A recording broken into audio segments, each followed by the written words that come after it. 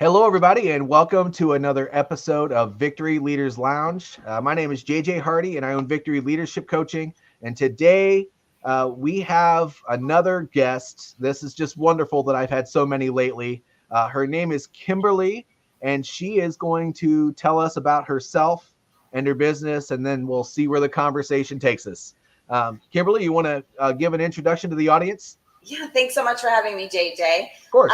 I'm an operations director, but because I blend intuition with logical operations, I go by the Virtual Life Alchemist. I've been in the online space for 15 years now, and before that, 17 in the corporate and small business world before a disability took me out of mainstream work. I was blessed to be able to find online and move into what I do, which is helping business owners and entrepreneurs automate and streamline their business so they can reclaim their time and passion, to put it simply and easily. Well, that's excellent.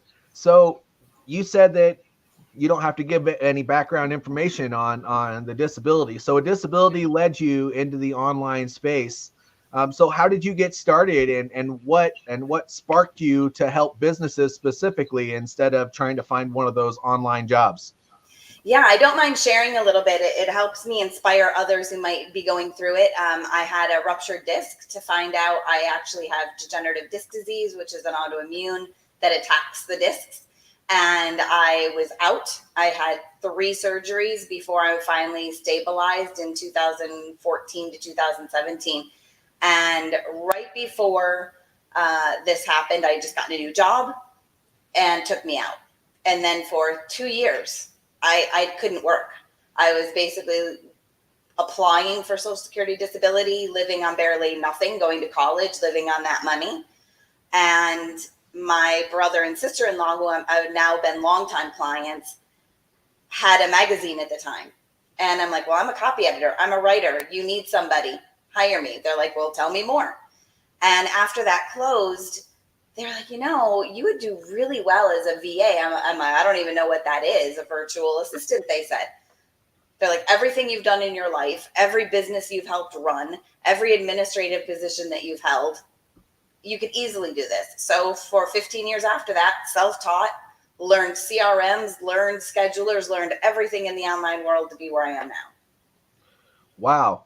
So, I mean, that's wonderful because we all have this vision, right? Especially since COVID, to where we don't necessarily always want to work where we're at. Maybe the work environment is toxic, or whatever the case may be, or maybe our lifestyle just fits better to be able to work from home. And so for you to be able to have the forcing function, which unfortunately is a disability, to make that happen, but to really pivot from a mindset, and just taking a direction where you own that.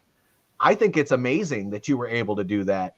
Not everybody has the goal to be able to say, you know what, I'm in this situation, I can do this still. I don't have to be limited by what people say a disability limits me to.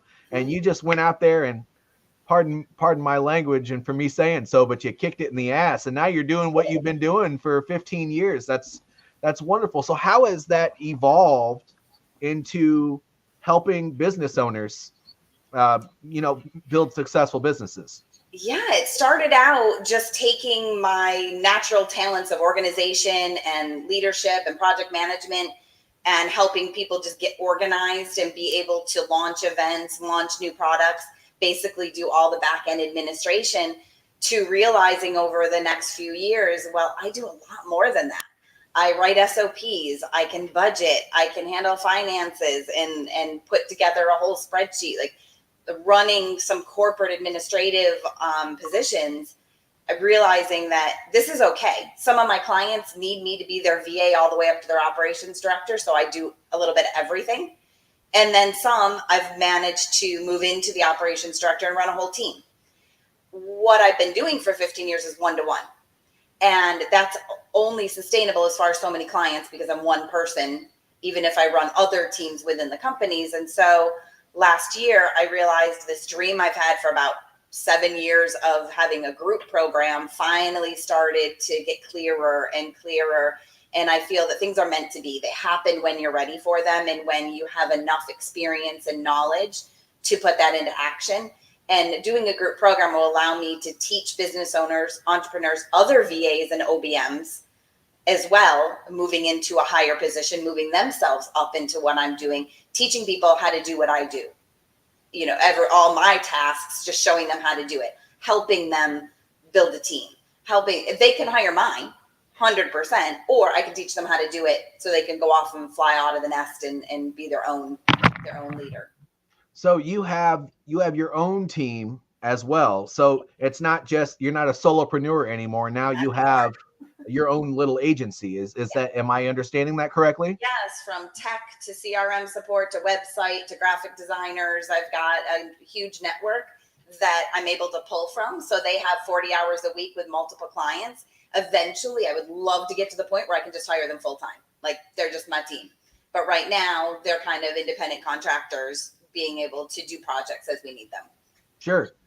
So what is, out of all of the things that you've done as a solopreneur for the last 15 years, what is your favorite type of project that you get yourself involved with, if there is one? There's actually 3 top ones that are pretty equal. Customer service. I'm a huge white glove, high contact person. I run concierge. I do events and hold people. So that's really a zone of expertise and a huge favorite of mine. Running events. Love them. Love being able to do all types, whether it's virtual, online, or virtual, in-person, or hybrid. And my third one is just actually project management. Those are my 3 favorites. Really? Okay. So, gosh, can you just maybe run us through what some of your services are? I mean, I want, and you know what, before you say that, just if you wouldn't mind, I'm going to put a banner across the bottom here. Yeah. And what is your, I probably should have asked you this before. Oh, I have it. Never mind. Go ahead. And if you wouldn't mind, run us through some of your services. And while you're doing that, I'm going to put your website up on the bottom. Yeah. And I'm going to pop in the chat the work with me link, because that one actually lists out all my one-to-one services or team services. And then I'm still building my group program. I'm hoping to launch it by October. Basically tech. My starter plans are for entrepreneurs that are either just starting or rebranding, relaunching, refiguring, and we set everything up. We get the foundation ready to go. We get all the processes and systems in place. And then usually that starter package moves into a maintenance package. Then they just hire me ongoing for as long as we have. I have had clients I've worked with for 15 years, 4 years, 5 years, just a couple months to get them started, and they go off on their own. And then I also have event packages and launch packages. Even though I have them, almost everybody's customized. Different people have different needs. So almost all of my packages are customizable. I also do Zoom production for online events, retreats and immersions. I'm pretty much a Jane of all trades. If you need something, I can pretty much provide it. A Jane of all trades. Well, I would like to hear more about this event coordination. So is it in person or virtual, or do you do both? I do both. And the wonderful thing that came out of COVID was teaching my clients and other clients how easy it is to do a hybrid event. So most people were doing in-person events, 3-day events, without even considering the virtual option. COVID happened, we moved everything online. So our 3-day events became virtual. And then when we could go back out in the world, they're like, well, I'm going to lose my online audience. I'm like, no, you're not. We just do a hybrid. And so you put up a camera and we get a videographer and we get somebody that can run. And I sit in the back of the room and I have my team that helps me monitor the chats and sits there and makes sure that everybody online is being held just as well as the people in the room. And it's really easy, especially if you have somebody like me that can help coordinate it and hold it. Wow. So anybody, man, this is inspiring, right? Because not many people that I talk to. So a lot of times my guests on here, they're veterans who struggle going from transition and find that, their first 2, 3, That's actually my story. My first 3 jobs, I struggled because my values did not align with the organizations that I worked for. And, I actually created a leadership development program and instated it in a nationwide company. And then they hired somebody external to take it. And so I started my own business. And if I can start one for a nationwide organization, I can start one for any 100%. organization, right? But some people really, really struggle. And so to know that there are warriors out there like us military people that have not necessarily worn the uniform, it inspires me. And I'm I haven't talked to you but one time before this call. And so to meet you today and actually learn this stuff about you, it really, I don't know. I'm excited to talk to you after we're done because we get to learn about each other now. Yeah, This is that's just what makes it really so cool nice. stuff. I love networking. I love collaborations. I love supporting other entrepreneurs. One of my personal gifts is being a connector and an activator. Okay. And I love that I've been called that in the past by some clients. And it's like, ooh, that's exactly what I am. I get to connect everybody. And it's like, ooh, you definitely need to talk to so-and-so because they can help you with this. There's room for all of us, and there's no competition here. It's support and collaboration to get our gifts to other people. Well, and if you get a big enough project, if you find people that are in the similar space as you, and you guys trust each other and your values are similar, you can actually grab that person and say, hey, I need your help with a project. Let's do this together. Absolutely. Like, I'm not a marketer. I do marketing. I do social media. I keep up on the trends. I keep up on things to do, but that's not my zone of genius. So while I can support it and know enough about it to run project management on it, having a marketer that can come on and help my clients is priceless. Having somebody that knows website SEO, I can do it, but that's not my zone of genius. It's like, again, I know just enough to be able to help with it and keep it going maintenance wise, but the initial setup, you bring in a developer. Yep. For examples. Yes. Oh, and you know what? I said I was going to do it, but I didn't actually announce that I did it. If you look below here, you will see to work with Kimberly, go to, and I'm not going to spell out letter for letter, but that is how you work with Kimberly. And I'm finding already that it's worth the conversation. So I highly recommend that you do it. So tell us a little bit more about your background, right? So you said you were in operations and it sounds like you did some project management stuff. I mean, how did, before Kimberly was an entrepreneur, sorry, before Kimberly was an entrepreneur, what was Kimberly's background? So the funny thing is, from the time I was 8 years old, I watched my dad own his own business as a pharmacist and worked there from the time I was 8. So I learned a lot of that background information and a lot of that experience really young, how to handle customers, how to talk to customers, how to inventory, how to keep the store clean, how to balance your cash register, how to count back money. And from the time I was 17, I've always owned some sort of business, whether it was, Pampered Chef or something like that. I've always done something on the side. But my mainstream one started in retail. I moved up really quickly from just like cashiers and running. Like my first job was Ames. It's almost like a Walmart is now. They moved me into the Christmas department to put away everybody's gifts and run the layaway because I was so organized, and it was super easy for me to run it at 17. Then they moved me to the front desk because I had a way with talking to people and keeping people calm and handling issues. So I found my customer service quite a bit through the years. Moved up into some more team leader, started to take management training. Then I got into long-term care, and that's where I got my administrative and corporate experience, running the recreation department, bringing people in called emissions, and then running the finance piece of it for the residents. Okay. And that gave me a ton of experience, not only speaking to people and being in front of a group and learning all that back end. And I just kept doing that. Ran some people's bar and grills. So I learned that part of the background experience of running small businesses. And then when my ruptured disc happened and took me out, I was able to take my world experience and move it into the online.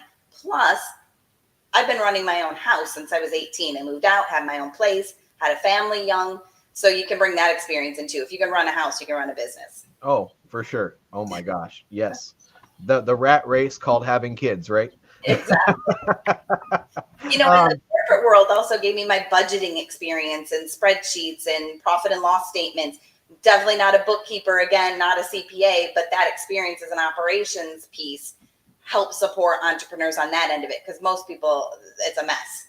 You know, they just enough to get at the taxes. But if you really want to look at how you're growing, my major number one step in my program is setting your goals, visions, and your foundation before you do anything else. You can't scale if you're not ready to scale.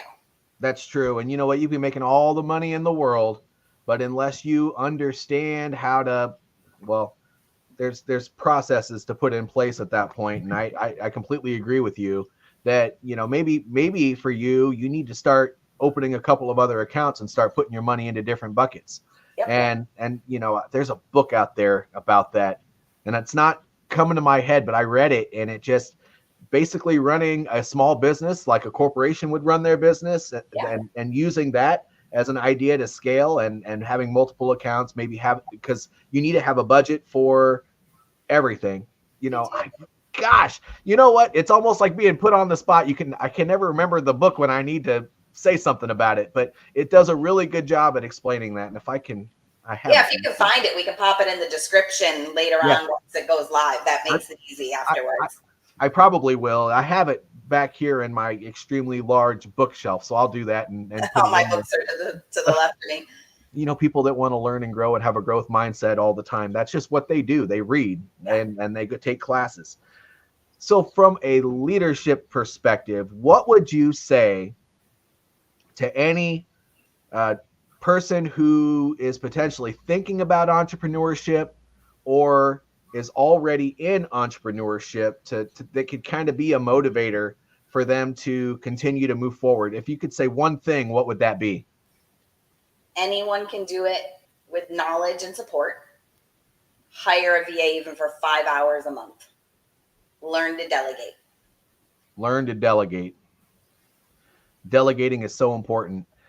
So when you were in all of these positions in a business, you know, this is something that I help people with in my organization, but I mean, this is something that you could absolutely do for a larger organization if you decided to jump into that market. But for those employees, because I also have a group, so this is important for them as well.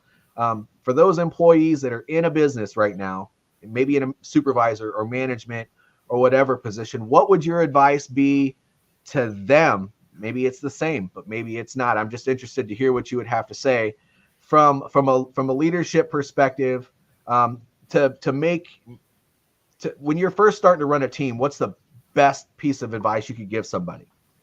Keep learning. You need to keep growing your leadership skills and boning up on all of how to run a team and how to be a leader, to be an effective leader, and listen to them. Ask the questions, get the feedback, do quarterly evaluations to see how things are going, get feedback from your clients or customers. The only way you're going to grow as a leader is to continue to evolve and learn from your mistakes, because mistakes are just successes waiting to happen. Oh yeah. Failure. That's a word that I don't necessarily like to use, but then I started using it again after I heard to fail is your first attempt in learning. Exactly. And so when you can take that and apply it, not just in a business, right? But that's like a life lesson right there. Yeah. It really is. I mean, when we were young, right? When we were first starting out, we couldn't even talk yet. And we started standing up, fumbling around, and we would fall on our butt, but we would never stop. Yeah. We would always get back up and try harder and harder and harder. And eventually we walked, then we talked, then we argued with our parents. And then we started going out and developing our own personalities and all of these other things. You can't do anything unless there's a certain amount of failure in the process. So I love that you said that, because I talk about that a lot. Yeah, and I could have easily given up at 34 when I thought my life was over. It's like everything I knew stopped in life. Everything. A lot more personal stories that's on my website, and I'm writing my book about it for inspiration to others. I mean, I could have let life just knock me down. But I learned a strength in myself that I didn't realize I had through the years. And that has given me that support in myself to get back up. Okay, great. I fell down. I'm not going to stay here. I might stay there for a little bit, feel my feelings, work through it, learn from it, see what I have to learn from it, get back up and keep going. Push through. Yep. Figure it out. Anybody can do this. If you have the passion for it, just keep learning. Yes. And from an operational perspective, I will tell you that you're learning a lot. Oh my gosh. So there has never, ever, didn't matter if I was planning an operation with 10 people or 3,000 people. It didn't matter, right? If once you go through the planning and you have all the right people involved, you came up with all of the second and third order effect planning and all of the things that you got to do to make sure that when an operation takes off, that you can become successful. I have never gotten to the point of execution and not have something completely crumble. You don't know what you don't know. That's absolutely right. When you learn and you have a client or a customer that it just fell through the cracks, you didn't even think of this scenario, you apologize, you fix it, and then you put a process in place for it. SOPs are my Bibles for business. Yeah. It's like you don't know how to fix something until it comes up. And so you learn from it. Nothing is, like we talked about, nothing is a failure. Everything's a learning experience. And the more mistakes that happen is where you learn holes in your systems and processes. There's always going to be holes. You fix them. Yep. Well, and I always encourage people, go out there and screw it up. Yeah. You're not going to know what works until you screw it up at least once. Yep. Sometimes way more than that. Oh yeah. Well, I can tell you in this business process, I took a year once I left my last job to actually start the business that I'm in and actually execute the things that I did because I didn't know where I wanted to fit into the market. But I will tell you that even after I started, my first products that I had out there, nobody wanted them. And I was like, this is crazy. How could they not want this? How can they not want, for me to come in there and do A, B, and C? And, and I changed things just a little bit. And then all of a sudden people were like, oh, tell me more about that. Oh, well, guess what? I had to fall on my face about 5 times before I got that response. And I'll tell you everything that I've learned, because I am, other than the experience I had in the mainstream work area, everything in the online space I've learned. I've taught myself. I've gone in and made mistakes, and I own them, and I learn from them, and I've only become better to where I can now teach people how to do this. I've gotten to a point where I'm now an expert in what I do, where before I was kind of fumbling along, learning, making the mistakes, and you just keep it on. Like Dory said, keep on swimming, and you learn and you grow, and you can become an expert in your field. Anybody can be an expert in anything. Now, if you're interested in it, that's step one. Yep. And if you're not interested in what you're doing, becoming an expert in it is almost worthless. It is. I love what I do. Oh my gosh, do I love what I do. Yes. Well, and the time freedom and all of those things. I mean, to take something that you're super passionate about and then to make an entire organization out of it and then make that your job. Yeah. I will say that saying that if you do something that you love, you never work a day in your life. Well, guess what? I work my holy living butt off. But yeah. And I teach a work-life balance too. I take 6 weeks vacations a year. It's written into my contract. I have the hours that I work written into my contract. I have that there's a notice if I need to work evenings or weekends that are not already scheduled. It's like you learn your boundaries and you learn your work-life balance so that you can continue to love what you do, because burnout is the number one reason so many entrepreneurs just give up. True. Or hate what they do. It's like, I loved this and now I hate it. Well, you don't have a work-life balance. You don't have systems in place to take care of a lot of the details that you just don't need to be doing every day. But you know what? I will tell you one thing, and I agree because I do similar things, right? So I make sure that any new client that I work with, it's actually starting off in the proposal, not even the contract, to say that if you try to contact me after 4:00 in the afternoon, you'll get a response the next morning. It's Exactly. just part of it. But this is what I will tell people, that if you are interested in entrepreneurship, if you want to start your own business, first of all, make sure that you have the financial resources to make that happen, because you don't want to put you or your family at a deficit. Make sure you have support from your family around what you're trying to do, so it's not difficult. Find some other friends that are entrepreneurs, but also do not give up on the idea, because Yeah. if you are in a job, which by the way, you can't control oftentimes your hours because you're locked in when you have that job. If you're looking for a way to create your own time freedom, having your own business can do that for you. Yeah, and I would say online business is more than brick and mortar. Brick and mortars can be tough. Done it. Ran a restaurant. You're there all the time until you get to a spot that you can hire people. But as an online coach or business owner, there's so much more freedom to that. Yes. So much more freedom. Yes, I completely agree. And I'm not super uber successful at it yet, but I am super uber successful at it, because every company that I've helped and every individual that I've worked with, they just, and I don't know why, and I'm not tooting my own horn, but they love me, and that's just justification that I'm in the right space. So I mean, don't give up on an idea just because it's going to be hard, or because people around you are telling you that you're going to lose your financial security, or whatever the case may be. You're going to have so many haters in your life trying to discourage you, which, if you're a religious person, I'm just going to go ahead and say that when you get that feeling to go in the right direction, you're going to have that negativity knocking you in the back of the head and trying to keep you from going forward. And don't give Change into that. is uncomfortable. Change and doing something different is so uncomfortable. And I'll tell you, I didn't even have a website for the first 7 years, because every single client I got was word of mouth. Oh, somebody referred me to somebody.